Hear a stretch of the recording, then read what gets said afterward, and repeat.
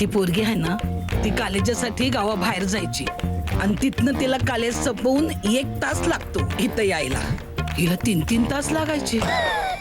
हा, मी तिच्या आईला म्हणलं पण, बघा बाई लक्ष ठेवा, लक्षण ठीक नाही आहे. माझं नाही ऐकलं. काय बोलते भागूबाई तुम्ही?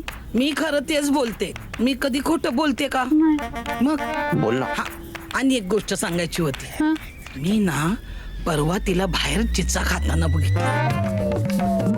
आणि काय त्यांच्या घरात कुणी चिंचा खात नाही, कारण त्यांची एक आजी म्हणून चिंचा खाल्ल्या आणि अटॅक येऊन गेली.